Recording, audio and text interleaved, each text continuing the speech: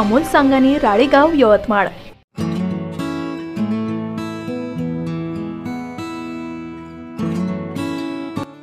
श्री संत सुरेश बाबा यांच्या प्रगट दिनानिमित्त वडकी ते फुपगाव पायदळ दिंडीचे प्रस्थान। श्री संत परमहंस सच्चिदानंद सुरेश बाबा यांच्या प्रगट दिन महोत्सवानिमित्त आज दिनांक 31 डिसेंबर रोजी रायगाव तालुक्यातील वडकी येथील श्री विठ्ठल रुक्मिणी मंदिरातून वडकी ते फुपगाव पायदळ दिंडीचे प्रस्थान करण्यात आले आहे। यावेळी टाळ मृदुंगाच्या गजरात गावात नगर प्रदक्षिणा घालत पालखी काढण्यात आली।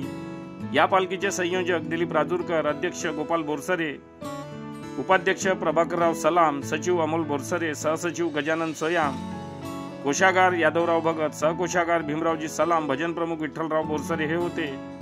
सायंकाळी या पालखीचे प्रस्थान वडकी येथील प्रभाकर सलाम यांच्याकडे होणार असून उद्या ही पालखी रायगावकडे पायदळ प्रस्थान करेल अशी माहिती पालखी संयोजकांनी दिली आहे।